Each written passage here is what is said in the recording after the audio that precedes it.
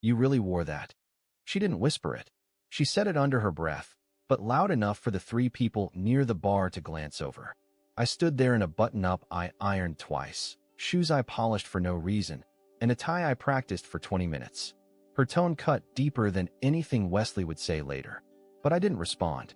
I just nodded like a fool and followed her into the glow of her company's annual event like a kid being dragged to school. The ballroom was pulsing with noise, light bouncing off glass, laughter bouncing off walls. Her co-workers hugged each other like they'd survived a war, and everyone had that "look at me" glow. I tried to blend in. I really did. But the moment Callie let go of my arm, I vanished. She didn't introduce me to anyone. She didn't even look back. I stood near the ice sculpture, watching it melt. Someone had carved a phoenix into it. Ironic. Everything around me was rising. I was shrinking. And then he appeared. Wesley, like a commercial for expensive cologne. Hair that probably had its own agent, suit tailored within an inch of its life, voice smooth like he'd never once been told no. He wrapped his arm around Callie's waist like it belonged there, like it had been there. She didn't flinch, didn't step away, just tilted her head and smiled. "Derek, right?" he said, smirking as he turned to me. "Daryl, right, Daryl. Sorry, man." He didn't sound sorry. "You work in something IT-ish?" I nodded. "Cool. Hey, no offense, but you look like you could use a drink." He gestured to the bar. "They've got this bourbon that's, like, $12 a drop." I declined. He grinned wider. Keeping a clear head. Smart. That's what they say in your world, right?" I wanted to disappear into the carpet. Then Callie laughed. Loud. Too loud.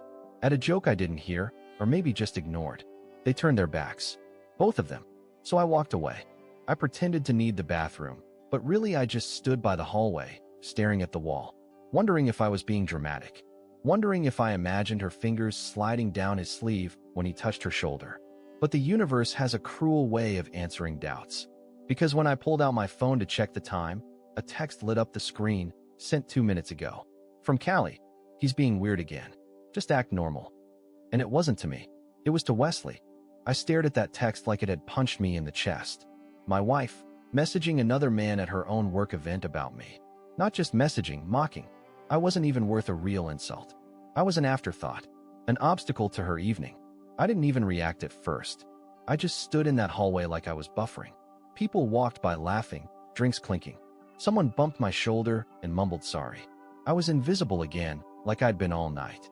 And the longer I stood there, the more that stupid message kept burning behind my eyes. "He's being weird again. Just act normal." I read it 3 more times. Then I did something I didn't know I had the courage to do. I opened her phone. Before anyone jumps on me about privacy, listen, this wasn't snooping for fun. This was a drowning man grabbing for anything that would tell him which way was up. And what I saw when I clicked their thread, it was like watching the back half of a movie when you'd missed the whole beginning. Except I knew I was the joke the whole time. They had nicknames for me. Tech Dad, the Beige Ghost. There were photos, screenshots of our texts. Him replying with skull skull skull when she sent him a message I wrote asking her what time I should pick her up. There was a meme of a mannequin in a polo shirt. She'd captioned it, "Date night with Daryl." And there was something worse. Much worse.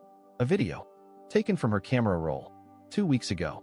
Callie sitting on our couch, pretending to be on the phone with me. Doing this over-the-top voice. Mocking me. Whining. "Do you think we could watch that space documentary again tonight? The one about the moon's erosion patterns?" Then she and Wesley just laughed off camera. I felt sick. I wanted to confront her. Right then. In front of all of them. But I didn't. Something in me went quiet. I just slipped her phone back into her purse and walked calmly back into the ballroom like nothing happened. I even smiled when someone passed me a glass of champagne.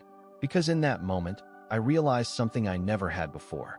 They all thought I was weak, harmless, forgettable, which meant none of them would see it coming when I finally decided to do something about it. I left without saying a word. Not to her, not to anyone. Just nodded politely at the valet, handed over the ticket, and drove off into the cold night with her laughter still echoing in my head. It was like my body was on autopilot, but my mind was crystal clear. I wasn't angry. Not yet. I was just done. Whatever string had held me together snapped clean.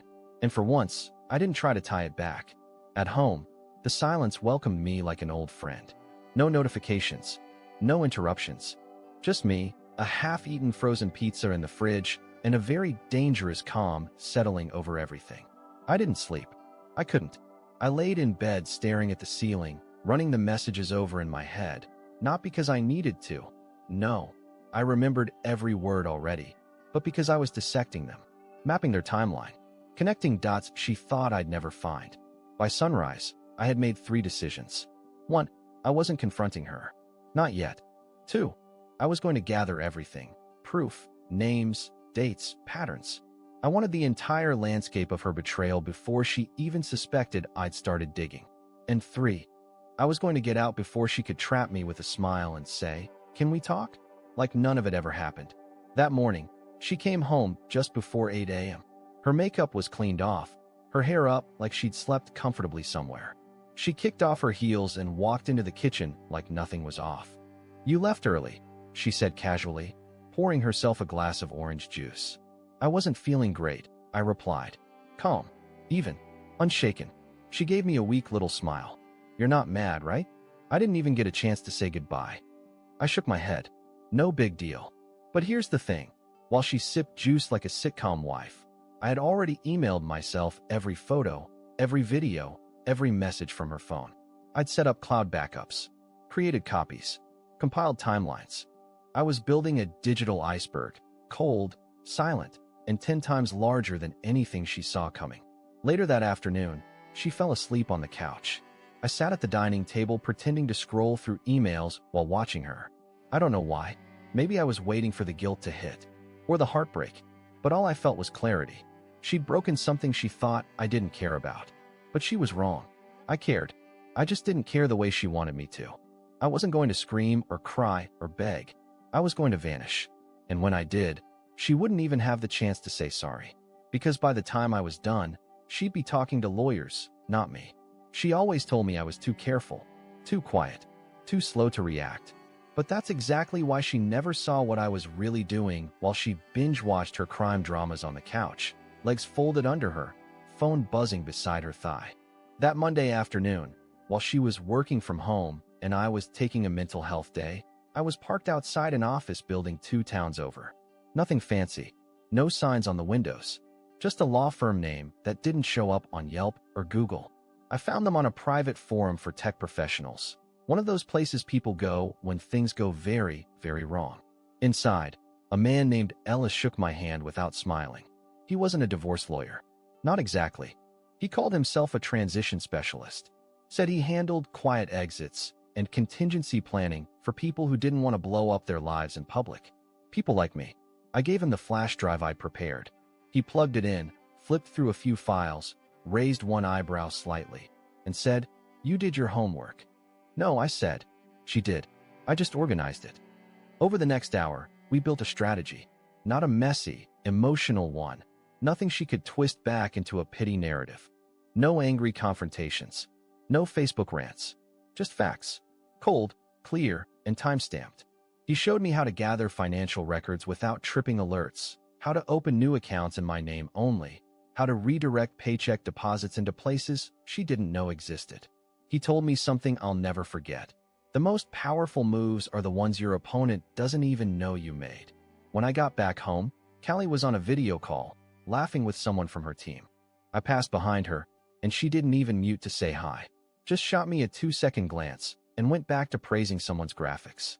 That night, while she was asleep, I made copies of our marriage certificate, her employment contract, and the car lease she co-signed but never read. I sent backup files to Ellis. I changed the password on my phone. I called the bank and removed her from the emergency access line. She kept saying I was too careful. She never realized that's what would cost her everything. Because in a few days, I wouldn't be careful anymore. I thought Wesley was the problem. The main one, anyway. And I was ready to deal with that. I'd accepted that he'd been in her texts, her photos, her jokes. But what I wasn't ready for, what cracked something deeper in me, was realizing that he wasn't the first, or the only. While going through the backups from her phone, I found something Ellis had warned me might happen. If she's gotten comfortable lying once, he said, there's usually a pattern. I didn't want to believe that. I still had this fragile, broken-down version of Callie in my head. The woman who got nervous before every job interview, who held my hand too tight on flights, who used to leave notes in my lunchbox during our first year of marriage. But that version was already gone. Had been for a while. And what I found proved it. There was another thread. Buried in a hidden app she thought no one would notice. A private messenger under a fake shopping icon. It was all there, a second man. His name was Cole. Not someone from her office. Not even from her city. But she'd met up with him. There were plane tickets, receipts for hotel rooms in Chicago, restaurant bookings for business travel that matched her calendar. I went numb. Again, Wesley was the public risk. Cole was the hidden sin. And me? I was the wallpaper. The safe backdrop she could lean against while she lived two separate lives. But here's where it gets strange. Cole wasn't just some stranger. After some digging, I realized I'd seen him before. At our wedding. He was one of her friends from college. One I thought had disappeared years ago. There was even a photo of him in one of our old albums, standing a few feet behind us, holding a beer, smiling like he knew something I didn't. That night, I called someone I hadn't spoken to in almost a year, Callie's former best friend, Simone. They'd had a falling out last spring, and Callie claimed it was over jealousy. But something in Simone's voice, when I told her why I was calling, told me she'd been waiting for this day. I didn't know if you'd ever wake up, she said quietly. I didn't know what she meant, until she sent me a folder. Screenshots, dates, emails, and a voicemail. It was from 2 years ago. Callie drunk, laughing, bragging. He thinks I'm on a work trip. I'm not even sorry. He's just background noise now. I didn't cry. I didn't throw anything. I just sat there, in my home, our home, and stared at the walls she'd decorated with photos of us. She'd built a museum to a marriage that no longer existed, and I was the last one to find out I was just a mannequin in the display. But not for much longer. The thing about revenge, real revenge, is that it doesn't come with fireworks. No shouting. No throwing her suitcase onto the lawn. It just happens, quietly, in the background. And by the time the person realizes what's going on, it's already too late to stop it. It started small. I shut off her access to the shared cloud drive. She thought it was a glitch. I watched her restart her phone twice, grumbling to herself like the internet had personally wronged her. She called IT support at her office. They told her the issue wasn't on their end. I had already migrated the important files elsewhere. Everything I wanted backed up, texts, call logs, photos, receipts, were now sitting in a private archive under a new name she'd never guess. Next, the bank accounts. I didn't close anything. I didn't need to. I just redirected. My paycheck started landing in a new solo account. I left the joint one looking full, until she tried to transfer money for a last-minute spa weekend. The app told her insufficient funds. She didn't say anything to me that night, but she checked her phone 5 times during dinner. Then came the real move. She came home from work one evening, tossing her keys in the bowl like always. She was smiling, probably because Wesley had sent her some meaningless heart emoji. I was sitting at the dining table, sorting through fake tax documents I had spread out just for show. She walked past me toward the bedroom and stopped. The door was locked. She jiggled the handle. Daryl? I looked up calmly. It's locked. No kidding. She laughed, trying the knob again. Why? I waited. Just a beat longer than normal. Then answered, because I changed the locks. That was it. That one sentence. She stared at me like I'd spoken a foreign language. Wait, what are you talking about? I stood, grabbed my jacket from the back of the chair, and walked toward the door without rushing. Everything you need is in the guest room. You can sleep there tonight. Excuse me? I turned to face her. Check your phone. She looked. I saw her thumb hover, then freeze. Her mouth opened slightly. Then her eyes met mine. You're spying on me? No. I'm watching my life. And you're not part of it anymore. I walked out before she could say anything else. I didn't yell. I didn't throw guilt. I didn't ask her why. Because I already knew. I knew everything. And now, so did she. That night, she didn't sleep in the guest room. She left. Took her car. I watched her taillights disappear down the street. And for the first time in a long time, I didn't feel invisible. I felt free. But it wasn't over. Not yet. 2 days after she left the house, she started texting me like nothing had happened. Not even pretending to be apologetic. No, she led with attitude. First it was, we need to talk like adults. Then, I don't know what game you're playing, but it's not cute. And finally, I want to come back and get my things. You're not locking me out of my own life. Her own life. That phrase stuck with me. It wasn't our life.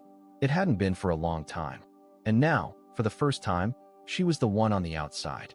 She hated that, because she wasn't just losing me. She was losing the version of me she could manipulate. The quiet guy, the placeholder, the one she once bragged about outgrowing. The next morning, she showed up. No warning, no knock, just the sharp sound of her key jamming into the front door, followed by nothing. Because, of course, it didn't work anymore. I watched her from the upstairs window, standing there with her phone in one hand and a coffee in the other, the confusion turning to frustration like clockwork. She called. I let it ring. She called again, then again. I finally picked up on the fourth call, not because I wanted to hear her voice, but because I needed her to hear mine. I told you, I said, you don't live here anymore. You can't just erase me, she snapped. I didn't, I said. You did that yourself. I'm just finishing the paperwork. She laughed bitterly. You really think you can paint me as the villain in this? I don't have to paint anything, I said. You texted the whole story to someone else for months. She went quiet. For once. But I wasn't done. I sent everything to the lawyer. I continued. The messages, the photos, even your flight receipts. You were thorough. I'll give you that. There was another pause. Then a low, calculated question. Did you send it to anyone else? I almost laughed. That was her fear. Not losing the marriage. Not even the house. Just her image. She wanted to control the story, even now. Wanted to find some crack in the foundation where she could squeeze herself back in and flip the script. But I'd taken that from her, too. No, I said. I didn't need to. The story already ends the same way. She stood there for a few more seconds, then turned around and walked to her car. The tires screeched louder than they needed to. That was for effect. I closed the blinds and went back downstairs, where Simone was waiting at the table. Yes, her Simone. The jealous friend she'd cut off a year ago. The one she warned me about. The one who turned out to be the only person willing to tell me the truth when it all fell apart. You okay? Simone asked quietly. I'm getting there, I said. Simone nodded. She's not going to let it go, you know. I'm counting on that. Because the thing about people like Callie, they always come back for one last power play. And I was finally ready for it. She came back one more time, just like I knew she would. This time she wasn't wearing heels or that perfect corporate armor she used to weaponize. She looked tired, smaller somehow, and for the first time since this all started, she knocked. I opened the door, but didn't let her in. I just want to talk, she said quietly, almost like she didn't believe herself. So talk, I said, keeping one hand on the frame.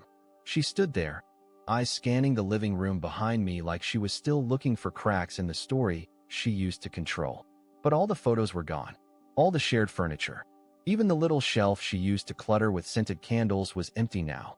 The house had already started letting go of her. I made mistakes, she said, finally. I didn't answer.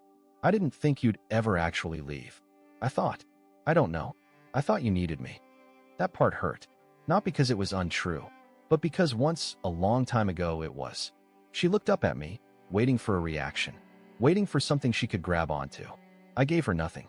You win, she said after a long pause. You made your point. There was never a game, I replied. You were just never on my team. And that was it. The last real thing either of us said. She left. This time for good. I closed the door, turned off my phone, and walked back into a house that finally felt quiet in a good way. A week later, I signed the final papers.